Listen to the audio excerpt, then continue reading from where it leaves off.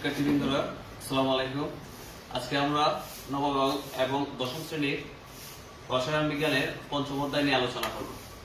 আমার মতে এই পঞ্চম অধ্যায় রসায়ন বিজ্ঞানের একটা খুবই গুরুত্বপূর্ণ অধ্যায়। প্রথম গুরুত্বপূর্ণ অধ্যায় না হলেও রসায়ন বিজ্ঞানের এটি দ্বিতীয় গুরুত্বতম অধ্যায়। একজন ছাত্র যদি নবম এবং দশম শ্রেণীতে বেসিক রসায়ন সম্পর্কে জানতে চায়, তাহলে পঞ্চম অধ্যায়টি অর্থাৎ রাসায়নিক বন্ধনটি ভালোভাবে জানতে হবে। যদি এই অধ্যায় সম্পর্কে ভালোভাবে না জানে, তাহলে সে রসায়নে কোনোভাবেই ভালো রেজাল্ট করতে পারবে না। আজকে আমরা যে কয়েকটি টপিক নিয়ে আলোচনা করব তা হলো 1. যুজ্যতা ইলেকট্রন, 2. যুজুলি এবং যুজ্যতা, 3. যৌগমূলক, 4. যৌগের সংকেত, 5. অষ্টক নিয়ম ও 2 এর নিয়ম, 6. আয়নিক বন্ধন, 7. সমযোজী বন্ধন, 8. সমযোজী যৌগের আকৃতি, 9. মুক্তজোড় এবং বন্ধনজোড় ইলেকট্রন, 10. আয়নিক ও সমযোজী যৌগের বৈশিষ্ট্য, 11. কেলাস গঠন, 12. দাতব বন্ধন। তো আমরা আজ প্রথমে যেটি আলোচনা করতে যাচ্ছি সেটি হচ্ছে যুজ্যতা ইলেকট্রন। যুজ্যতা ইলেকট্রন কি? আমরা রেফারেন্স দিয়ে যদি বলি, তাহলে কোন মৌলের সর্বশেষ শক্তি স্তরে যতগুলি ইলেকট্রন থাকে তাকে সেই মৌলের যুজ্যতা ইলেকট্রন বলে। উদাহরণস্বরূপ ধরা যাক সোডিয়াম। আমরা জানি সোডিয়ামের 11টি ইলেকট্রন রয়েছে। তাহলে এর ইলেকট্রন বিন্যাস করলে দেখা যায়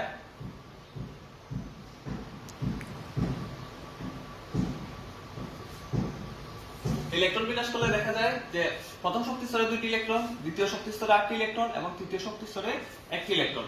যেহেতু তৃতীয় শক্তি স্তরে শুধু 1টি ইলেকট্রন রয়েছে, সেহেতু বলা চলে যে সোডিয়ামের শেষ কক্ষপথে 1টি ইলেকট্রন থাকে, এটাই যুজ্যতা ইলেকট্রন 1। অনুরূপভাবে যদি আমরা ক্লোরিনের কথা চিন্তা করি, আমরা জানি ক্লোরিনের ইলেকট্রন সংখ্যা 17। ইলেকট্রন বিন্যাস করলে আমরা দেখতে পাচ্ছি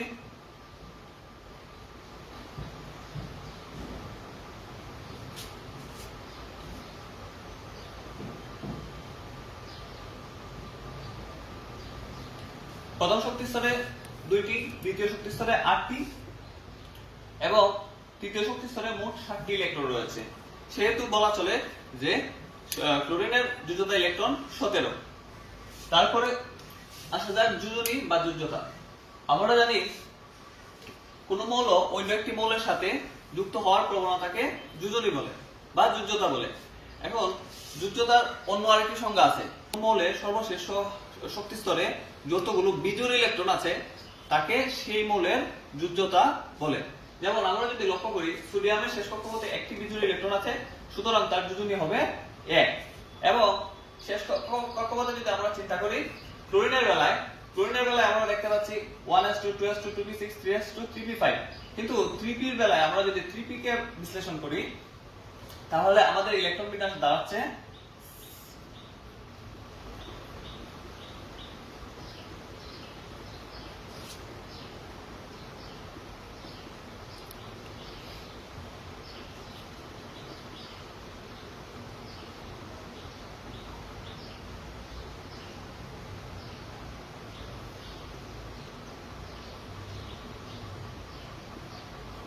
এই ক্ষেত্রে দেখা যাচ্ছে যে তার সর্বশেষ কক্ষপথে 1টি বিজোড় ইলেকট্রন রয়েছে। তাহলে আমরা বলতে পারি ক্লোরিনের যুজ্যতা ইলেকট্রন 7 হওয়া সত্ত্বেও এর যুজ্যতা বা যুজনী হবে 1। কিন্তু সোডিয়ামেরটি হবে ধনাত্মক আর ক্লোরিনেরটি হবে ঋণাত্মক। যেহেতু তার অষ্টক পূরণ হতে মাত্র 1টি ইলেকট্রনের দরকার, সেহেতু ক্লোরিন 1টি ইলেকট্রন গ্রহণ করার জন্য তার যুজ্যতা হবে ঋণাত্মক 1। এখন আমরা আসি ক্লোরিন যুজ্যতা বা যুজনীর প্রকারভেদ।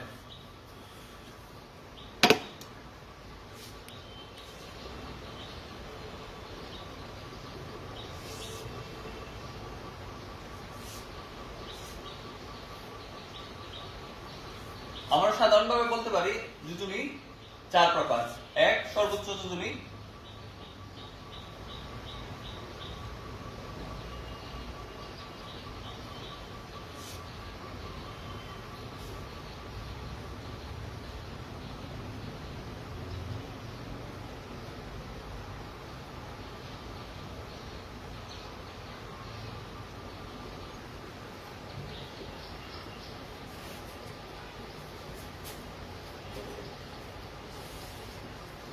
সর্বোচ্চ যোজনী, সক্রিয় যোজনী এবং সুপ্ত যোজনী এবং পরিবর্তনশীল যোজনী। সক্রিয় যোজনী অনেক মৌলের দেখা গেছে যে একের অধিক যোজনী রয়েছে। একের অধিক যোজনী যেমন ফসফরাসের কথা চিন্তা করলে আমরা দেখতে পাচ্ছি 3 এবং 5। এছাড়া কার্বনের বেলায় 2, 4, সালফারের বেলায় 2, 4, 6 এই সকল যোজনী দেখতে পাওয়া যাচ্ছে। একের অধিক যোজনী থাকলে তাদেরকে বলা হয় পরিবর্তনশীল যোজনী। আর স্বাভাবিকভাবে আমরা দেখেছি যে এর আগের অধ্যায়ে আমরা পড়ে এসেছি যোজনী সকল মৌলের যোজনী 1 নং গ্রুপের মৌলের পর্যায় সারণীর 1 নং গ্রুপের মৌলের যোজনী 1, 17 নং মৌলের গ্রুপের মৌলের যোজনী 1। কিন্তু 1 নং গ্রুপের মৌলগুলো হচ্ছে ধনাত্মক এবং 17 নং গ্রুপের মৌলগুলো হচ্ছে ঋণাত্মক। এবার আসা যাক সর্বোচ্চ যোজনী। কোন মৌলের সর্বোচ্চ যে যোজনীটা থাকে সেটি হচ্ছে তার সর্বোচ্চ যোজনী। এবং সক্রিয় যোজনী কি? সক্রিয় যোজনী যে হচ্ছে কোন যৌগ গঠনকালে যদি আমরা ধরে নেই কার্বন প্লাস অক্সিজেন বিক্রিয়া করে কার্বন ডাই অক্সাইড উৎপন্ন করে, তাহলে এই কার্বন ডাই অক্সাইডের মধ্যে কি কি আছে? কার্বন ডাই অক্সাইডের মধ্যে কার্বনের মধ্যে কোন যোজনীটি ব্যবহৃত হয়েছে? যদি আমরা জানি অক্সিজেনের যোজনী 2, যেহেতু একটি কার্বনের সাথে 2টি অক্সিজেন যুক্ত হয়েছে, সুতরাং আমরা বলতে পারি যে কার্বনের এখানে যোজনী ব্যবহার করা হয়েছে 4। সুতরাং কার্বনের সক্রিয় যোজনী হবে 4। তাহলে এই যৌগে কার্বনের সুপ্ত যোজনী কত? সুপ্ত যোজনী হবে কার্বনের সর্বোচ্চ যোজনী থেকে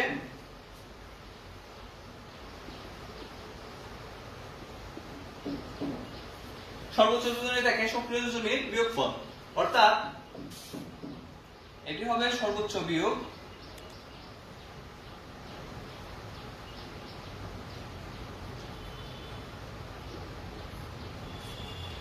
তাহলে আমরা যদি এই যৌগের মধ্যে লক্ষ্য করি তাহলে আমরা দেখতে পাচ্ছি কার্বন ডাই অক্সাইডে কার্বনের সুপ্ত যোজনী হবে 4 - 4 = 0। সুতরাং এছাড়া আমরা পরিবর্তনশীল যোজনীর কথা বলা যায় একের অধিক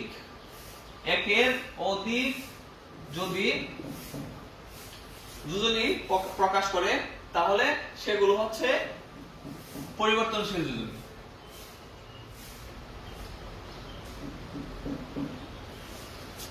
আমরা ফসফরাসের কথা চিন্তা করলে ফসফরাসের পারমাণবিক সংখ্যা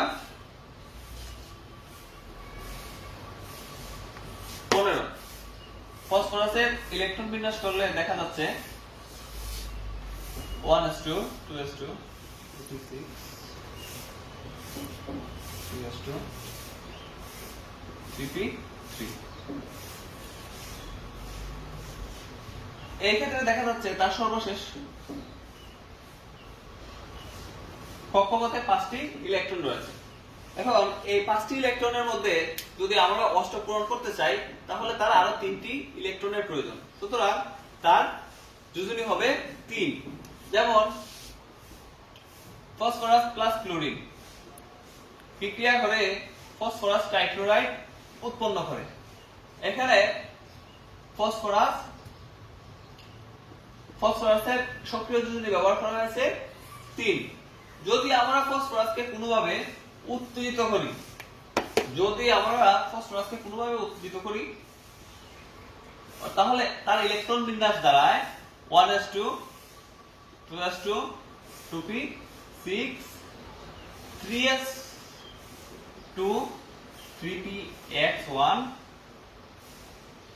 3py1 3pz1 3d। এখন যদি উত্তেজিত অবস্থায় দেখা যাচ্ছে 3s এর যে 2টি ইলেকট্রন ছিল সেখান থেকে একটি ইলেকট্রন সরে গিয়ে 3d তে আসে এবং 3s এর জায়গায় 1 বসে। যখন ফসফরাসকে উত্তেজিত করা হয় তখন একাধিক ক্লোরিনের সাথে বিক্রিয়া করে ফসফরাস ট্রাইক্লোরাইডের পরিবর্তে ফসফরাস পেন্টাক্লোরাইড পেন্টাক্লোরাইড উৎপন্ন করে। সোডিয়ামের যোজনী 1, ক্লোরিনের যোজনী 1। যদি পরস্পর যোজনী বিনিময় করে তাহলে দেখা যাচ্ছে সোডিয়াম ক্লোরাইড। ক্লোরিনের 1 এখানে আর সোডিয়ামের 1 এখানে, যেহেতু 1 দেওয়ার প্রয়োজন নেই। সোডিয়ামের সাথে যদি অক্সিজেনের বিক্রিয়া হয় তাহলে কি দাঁড়ায়? অক্সিজেনের যোজনী 2, সোডিয়ামের 1, তাহলে এইটা আসবে এখানে আর এইটা যাবে এইখানে। তো সোডিয়ামের কাছে আসবে 2 আর অক্সিজেনের কাছে যাবে 1। উৎপন্ন হবে কি? Sodium oxide.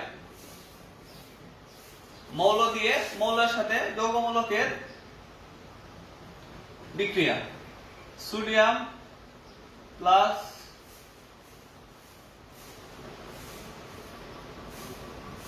H2SO4 sulphuric acid. তাহলে এখানের মধ্যে কি কি আছে? হাইড্রোজেন এবং সালফেট। তো সোডিয়াম সালফেটের সাথে বিক্রিয়া করবে, এটা ঋণাত্মক এটা ধনাত্মক। তো সোডিয়াম যাবে কার কাছে?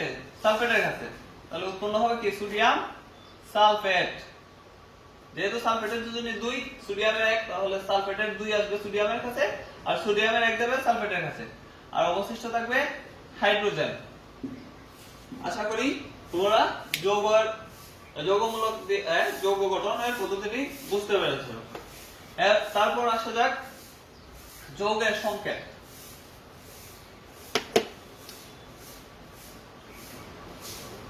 যৌগের সংকেত তো দেখানো হলো। এবার আসা যাক অষ্টকের নিয়ম এবং 2 এর নিয়ম। অষ্টকের নিয়মটি কি আসলে? যদি আমরা নিষ্ক্রিয় গ্যাসের কথা চিন্তা করি, নিষ্ক্রিয়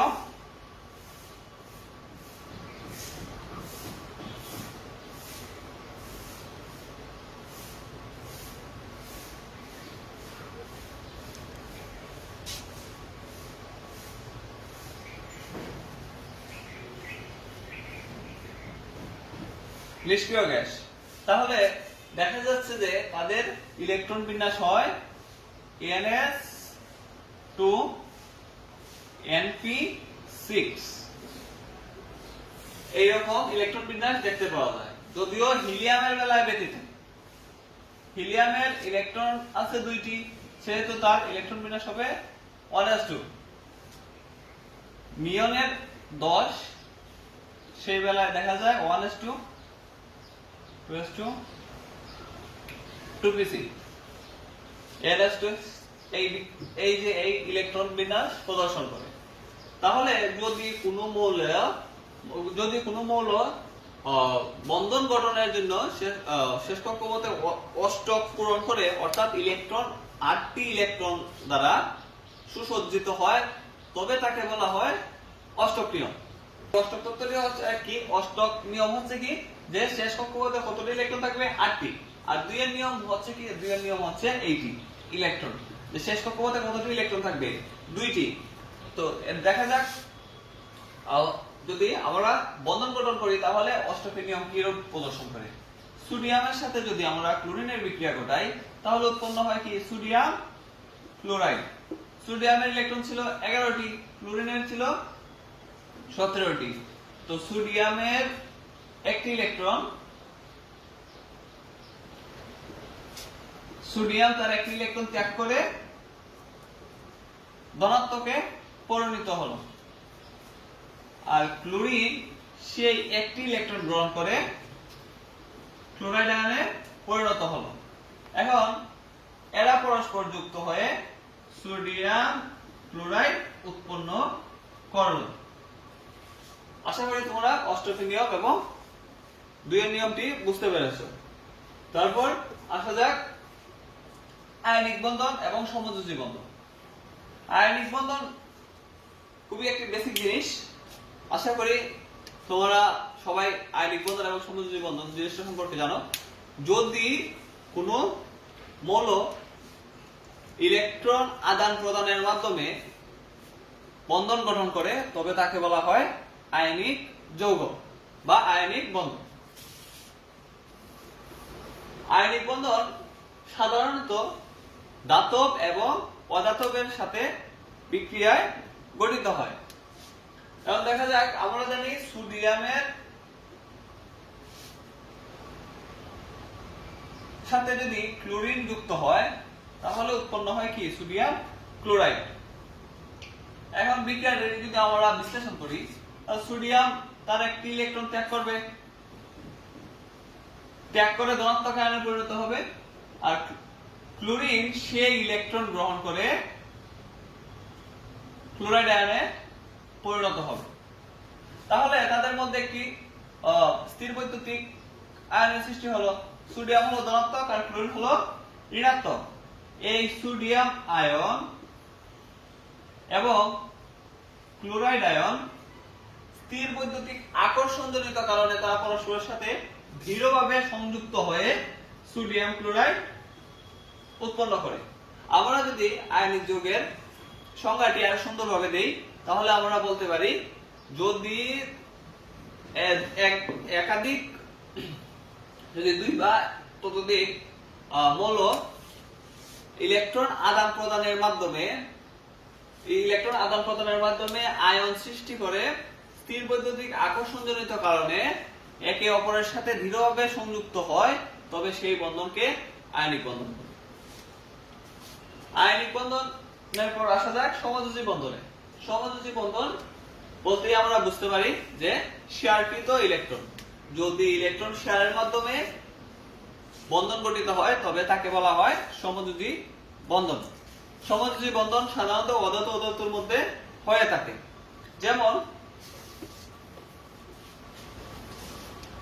যদি আমরা ক্লোরিনের অণুর কথা চিন্তা করি, ক্লোরিন প্লাস ক্লোরিন, দুইটি ক্লোরিন যুক্ত হয়ে ক্লোরিন গ্যাস উৎপন্ন করে। এখন আমরা যদি ডায়াগ্রাম চিন্তা করি তাহলে কি দাঁড়ায়? ক্লোরিনের একটি নিউক্লিয়াস, প্রথম কক্ষপথে দুইটি, দ্বিতীয় কক্ষপথে 8টি,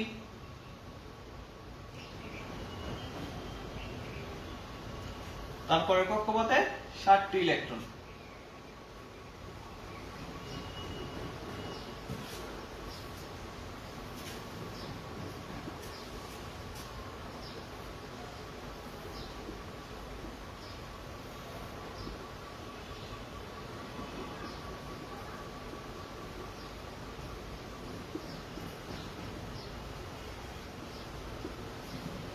এই যে শেয়ারকৃত ইলেকট্রনটি, এই শেয়ারকৃত ইলেকট্রনের জন্যই ক্লোরিন পরস্পরের সাথে যুক্ত থাকে, আর এই জন্যই একে সমযোজী বন্ধন বলা হয়।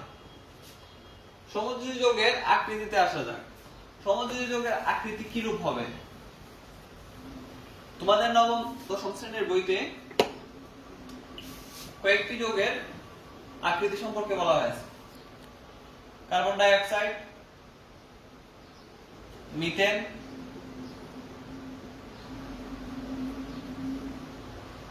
অ্যামোনিয়া আর পানি। এখন কার্বন ডাই অক্সাইডের আকৃতি কি রূপ হবে? আমরা জানি কার্বনের যোজনী 4, অর্থাৎ তার হাত হবে 4টি, আর অক্সিজেনের 2, তাই অক্সিজেনের 2 হাত, কার্বনের 2 হাত, একটি বন্ধন গঠিত হলো। যেহেতু অক্সিজেন 2টা, তার বাম পাশে আরো একটি অক্সিজেন দিয়ে 2টি বন্ধন দিতে হবে। এখন মিথেন, আমরা যদি লিখি মিথেনের সংকেত তাহলে কার্বনের সংকেত লিখতে হবে এইভাবে।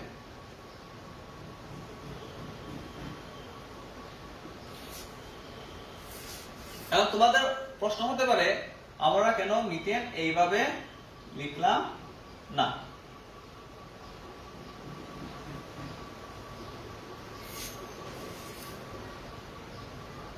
এইভাবে লিখার না কারণ হচ্ছে যে মিথেনের যে স্ট্রাকচারটি সেটি চতুস্থলকীয়,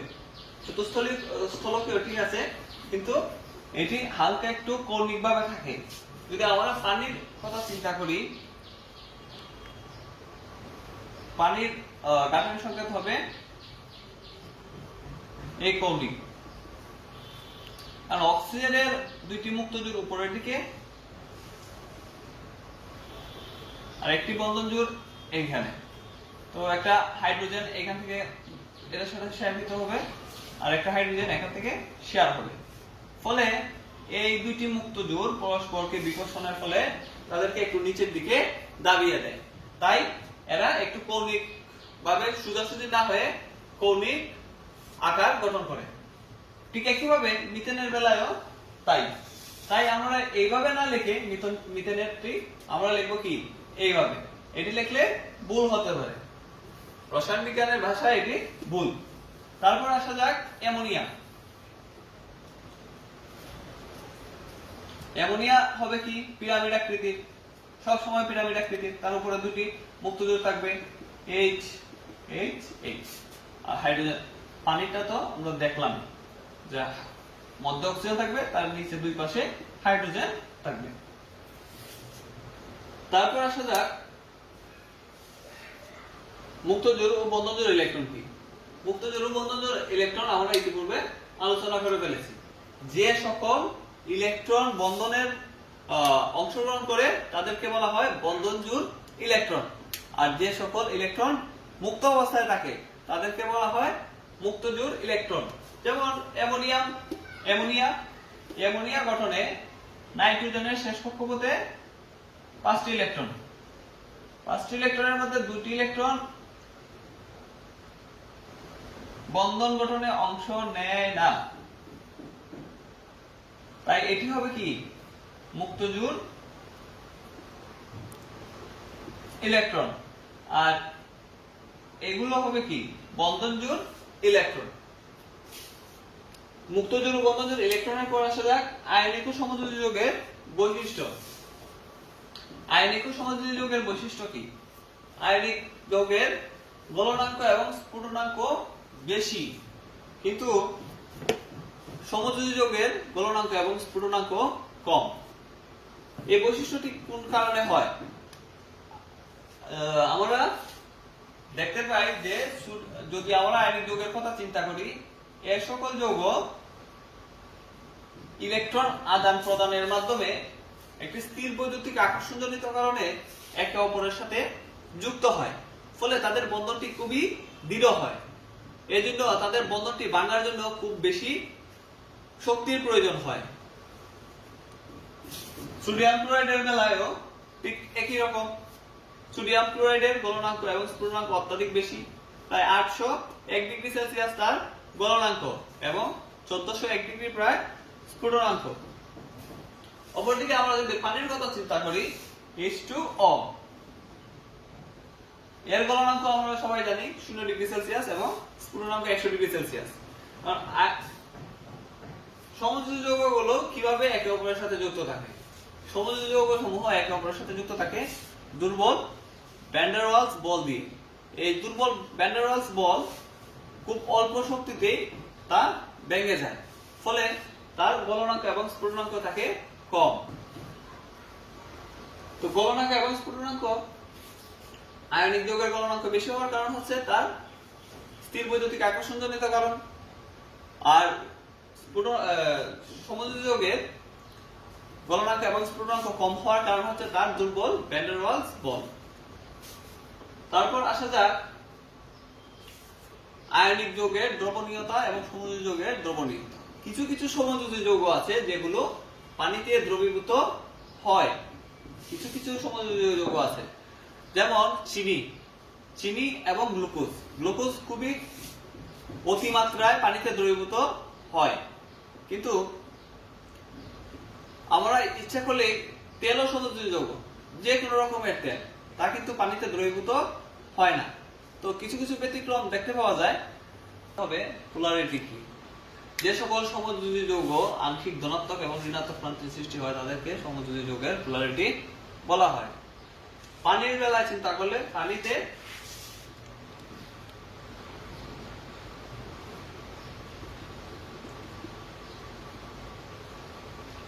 অক্সিজেন তার শেষ কক্ষপথের 2টি ইলেকট্রন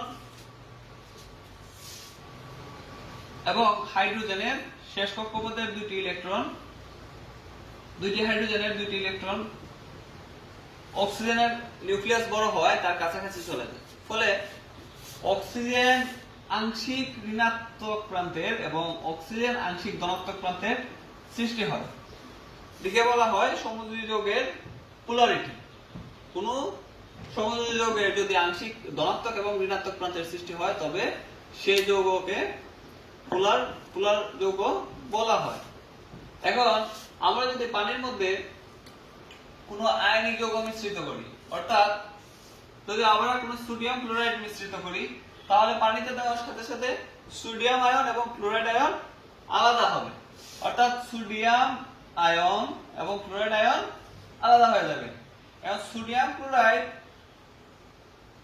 পানির ঋণাত্মক অংশের সাথে অর্থাৎ অক্সিজেনের সাথে যুক্ত হবে, আর ক্লোরাইড আসলে হাইড্রোজেনের সাথে, ফলে এরা একটি স্ট্রাকচার গঠন করবে, যার ফলে আয়নিক যৌগটি পানিতে দ্রবীভূত হবে। অপরদিকে যদি আমরা সমযোজী যৌগের কথা চিন্তা করি, তাহলে সমযোজী যৌগ সমূহ পানিতে আয়নের সাথে দ্রবীভূত হতে পারে না। নবম এবং দশম শ্রেণীর বইয়ে খুব ছোট করে লেখা আছে যে কেলাস গঠন সম্পর্কে বিস্তারিত আলোচনা করা নেই। কেলাস গঠনটি কি? কেলাস হলো একটি, আমরা নরমাল ভাবে যা বুঝি যে একটি গঠন, কি কোন ধরনের গঠন। যদি আমরা গ্লাসের কথা চিন্তা করি, চিনির কথা চিন্তা করি, লবণের দানার কথা চিন্তা করি, দেখা যাবে সবগুলোই কিউব আকৃতির বা ত্রিমাত্রিক। এই ত্রিমাত্রিক গঠনটি হয় কিভাবে, যেভাবে হয় কিভাবে, তাই হলো কেলাস গঠন। আর সোডিয়াম ক্লোরাইডের কথা চিন্তা করলে, সিলিকন অক্সাইডের কথা চিন্তা করলে,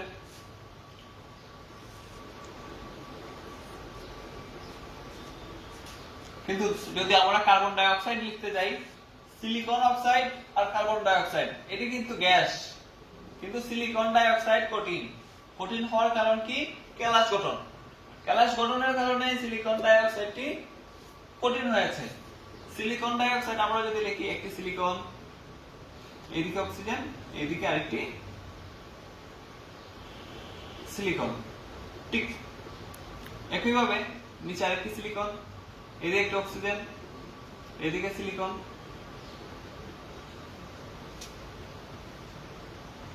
আবার অক্সিজেন।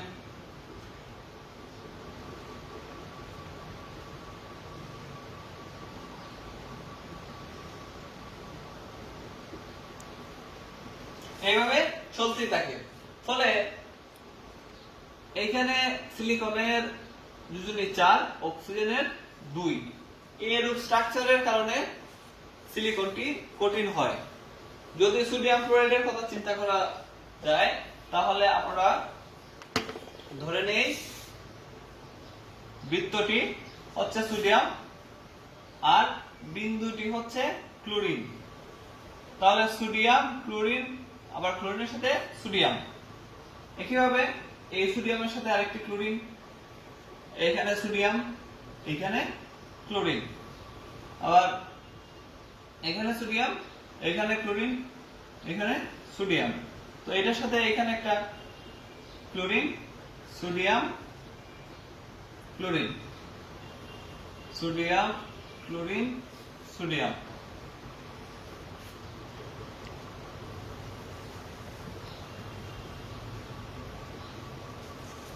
এখন যদি আমরা সবগুলো একত্রে যোগ করে দিই, এটার সাথে এটা, এটার সাথে আবার এটা, এটার সাথে এটা,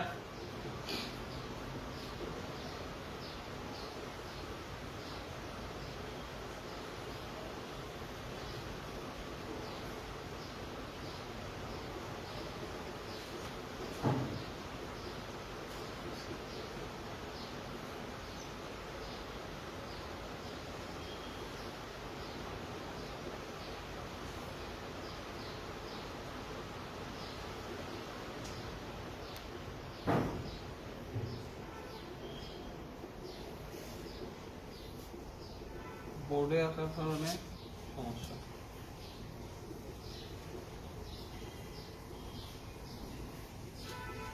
এরকম একটি স্ট্রাকচার গঠিত হয়। যদিও আমার বোর্ডে আসার কারণে সবগুলো একত্রিত হয় নাই সুন্দরভাবে, এরকম একটা স্ট্রাকচার গঠন করে, ফলে এটি ক্যালাস গঠন করে।